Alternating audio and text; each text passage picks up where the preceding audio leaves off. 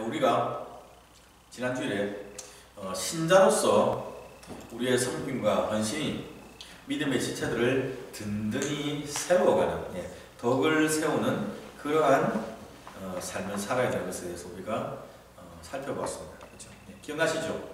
우리가 예수 그리스도 안에서 그리고 하나님 앞에서 우리 함께 신앙생활하는 우리 믿음의 지체들에 대하여 우리가 책임이 있습니다.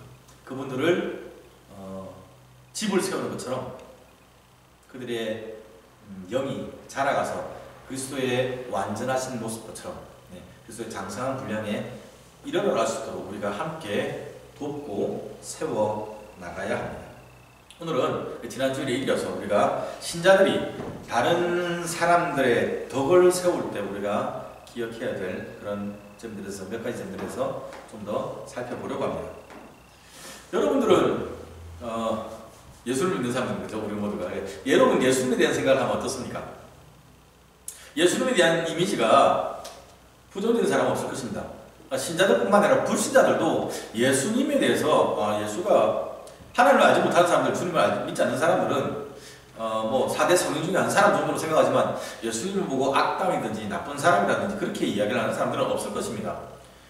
성도로서 우리 자신들은 더더욱에 주님에 대한 그런 사랑함과 감사와 그 은혜가 있기 때문에 주님 생각만 해도 기분 좋고 감사하고 또 눈물 나고 그렇습니다. 그죠?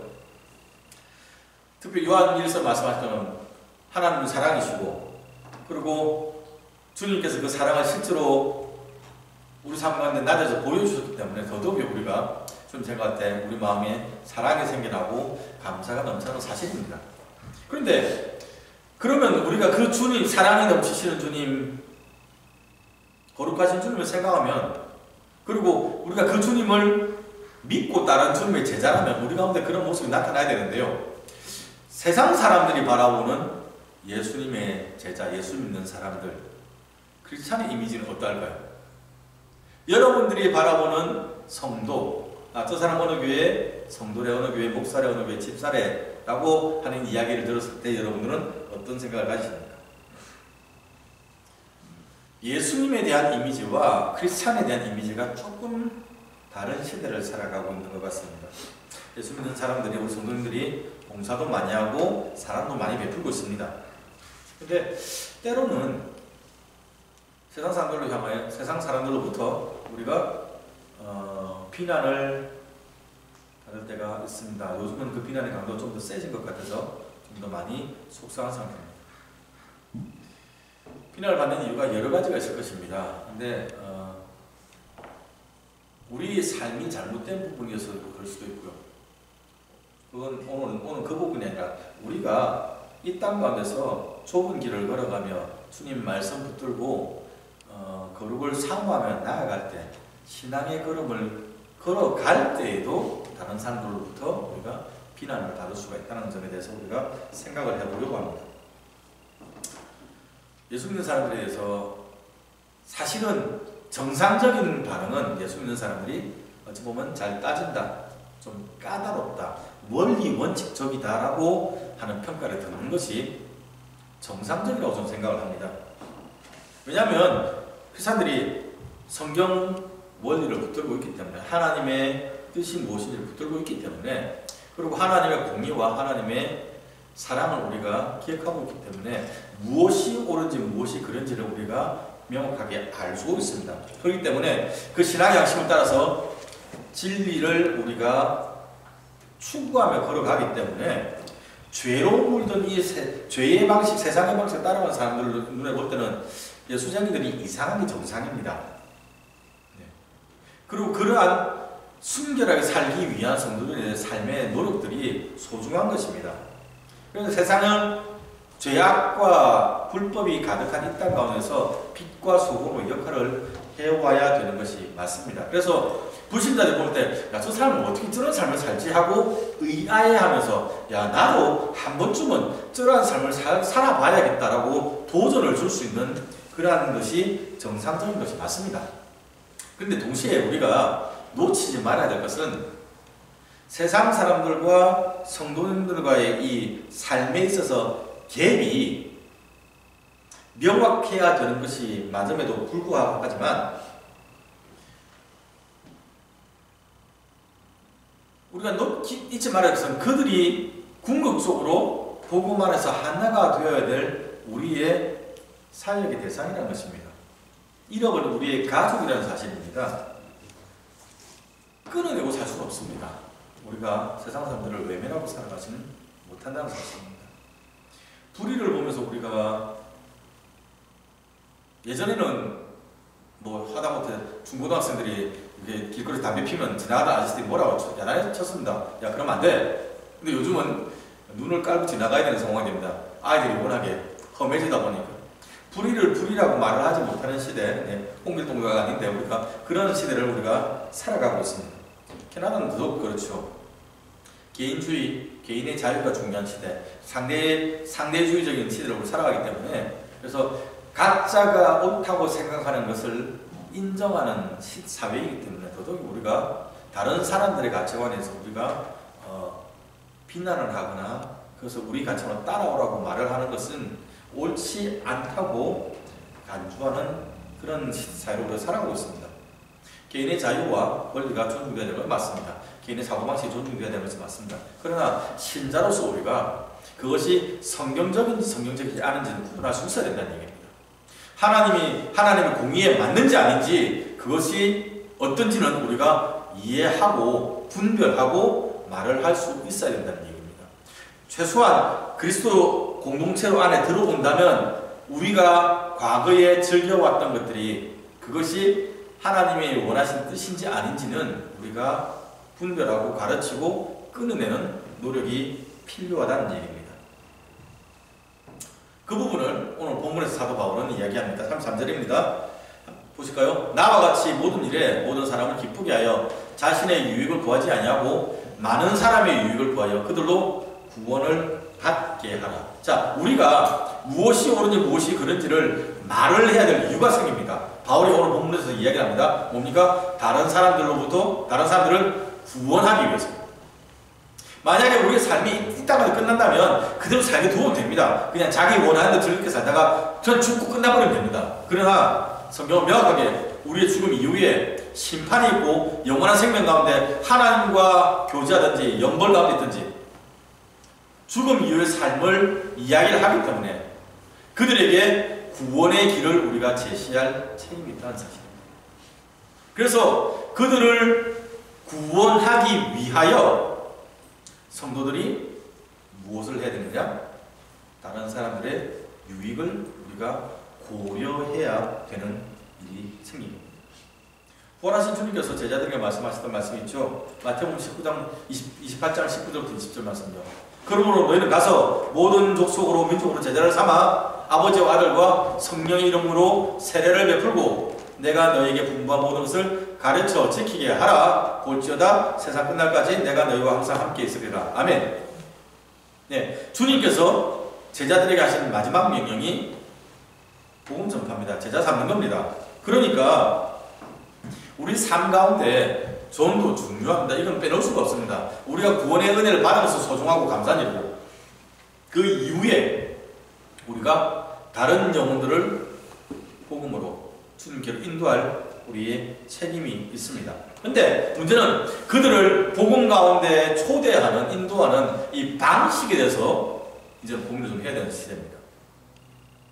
예전에는 죄인들을 향해서 당신 죄인이요 회개하시오 하면 받아들였습니다. 예수 천당 불신지옥인 이 두 마디 8글자만 말을 해도 사자성숙입니까? 그렇게만 해도 사람들이 회개하고 돌아왔습니다. 근데 지금은 당신 죄인입니다 말을 하면 뭐라고 합니까? 너나 잘하세요 하는 시대가 되었죠.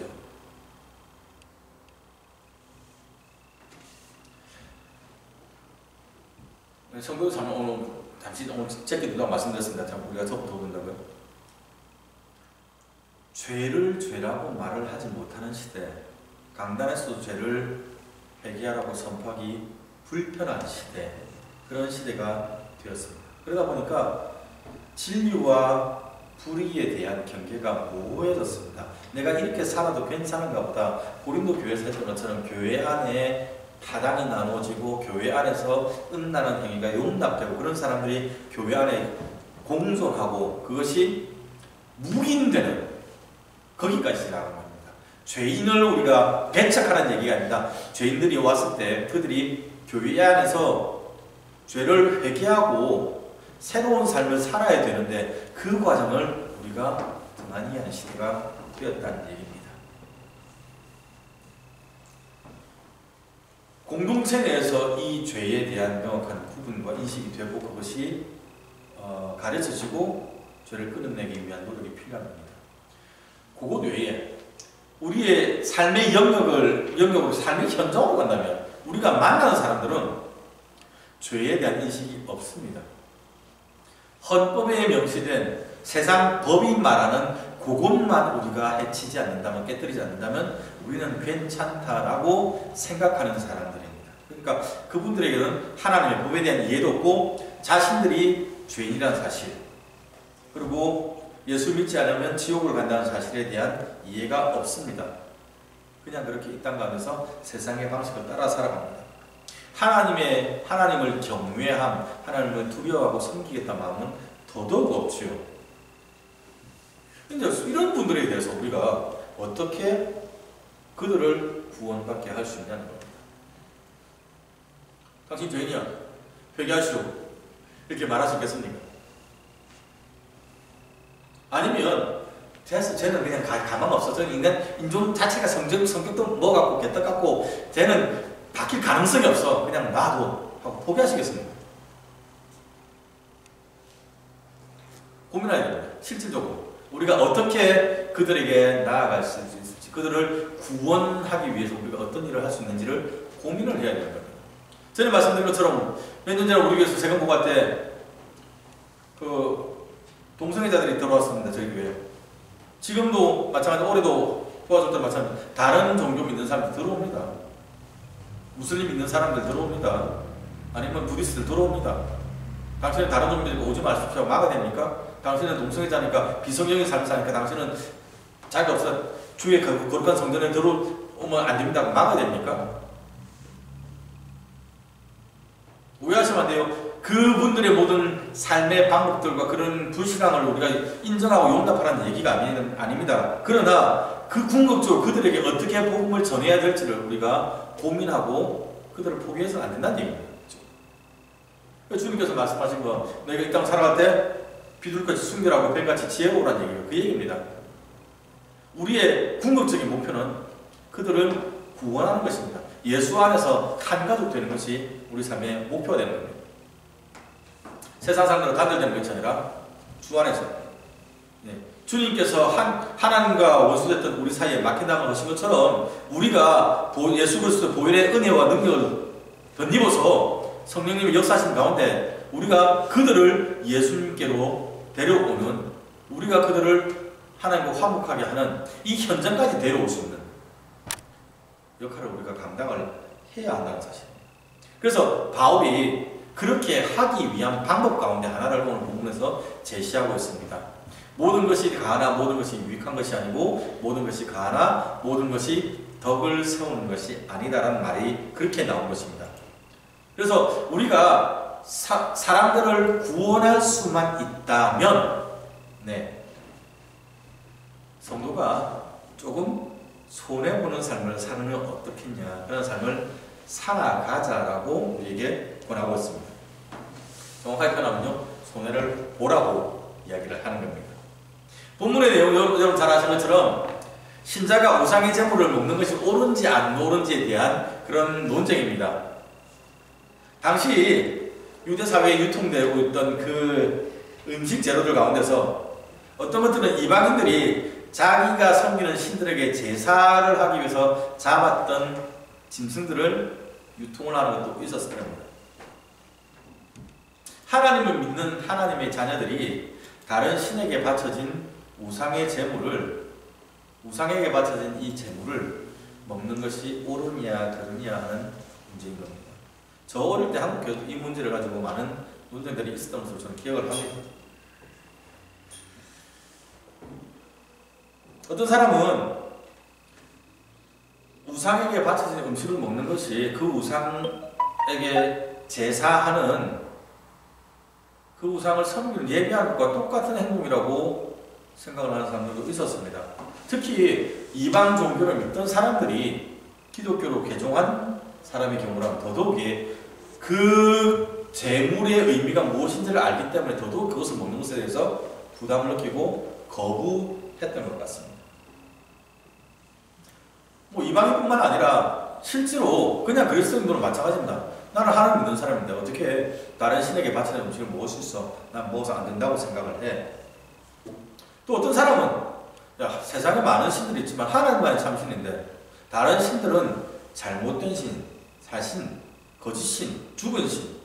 그러니 의미가 없다.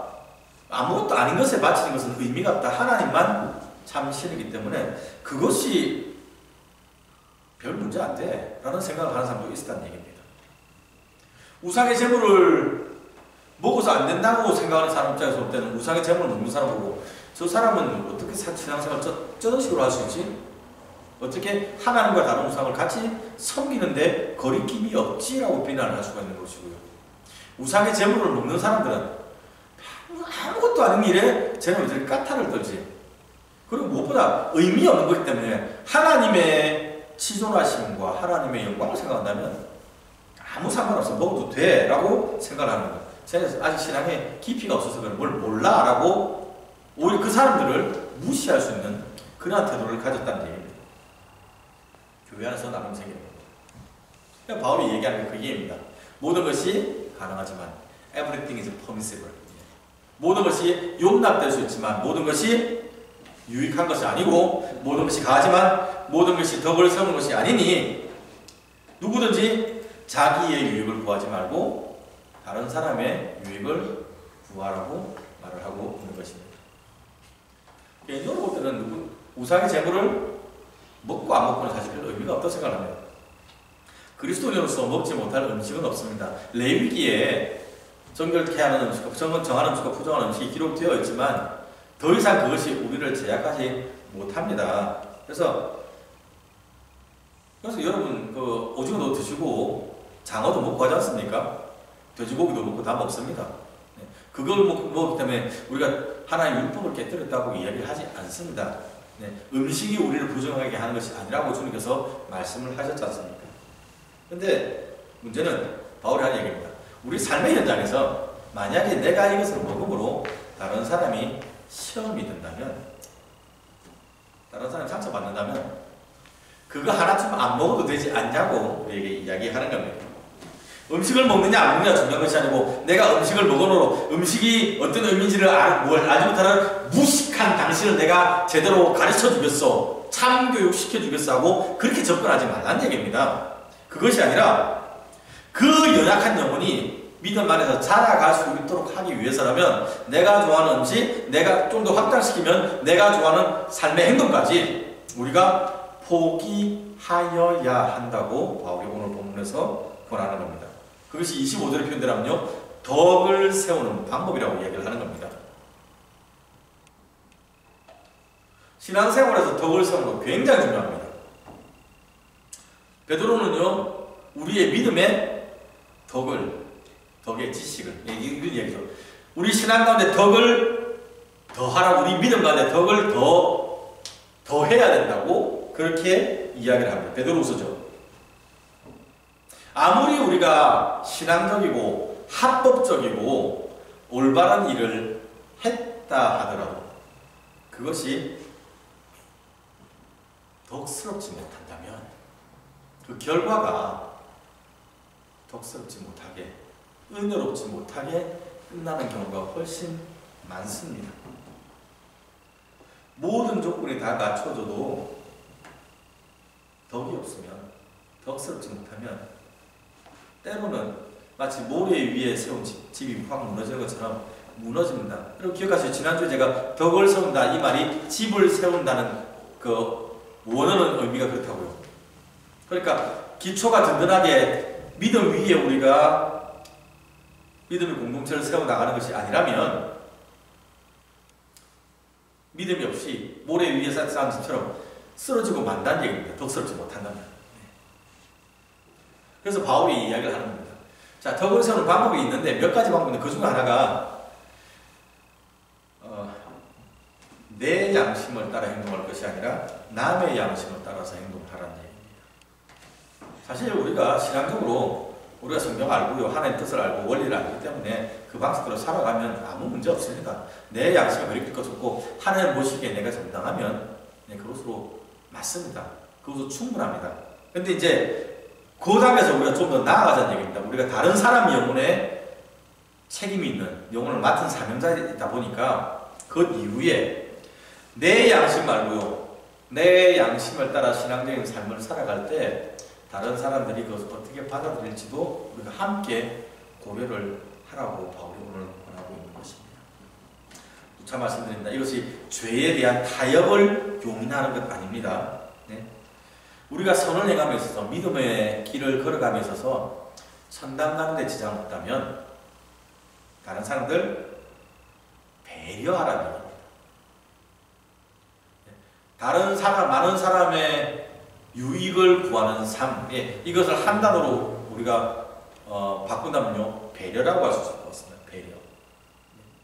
연약한 지체가 하나님 안에서 회복될 수 있다면 신앙적으로 우리가 예수 먼저 믿는 우리가 조금 손해보고 배려하자는 말씀입니다.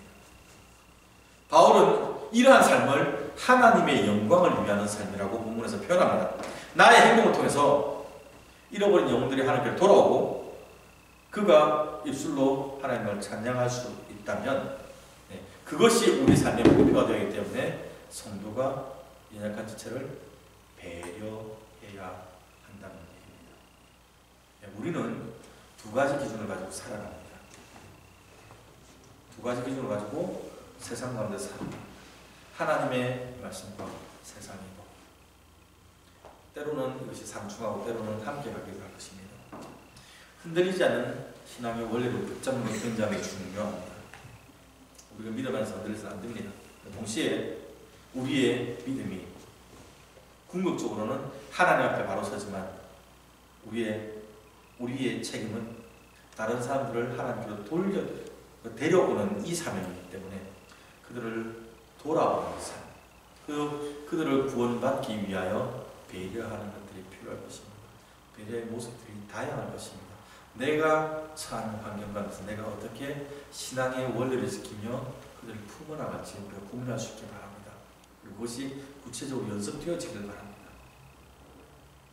우리가 모두 살 수 있지만 유익을 위해서, 우리에게도 유익이고 그들에게도 유익되기 위해서, 그래서 우리의 목소리, 우리의 톤과 우리의 방법들을 조금 변화시키는 그런 노력들이 우리 가운데 있어지기를 바랍니다.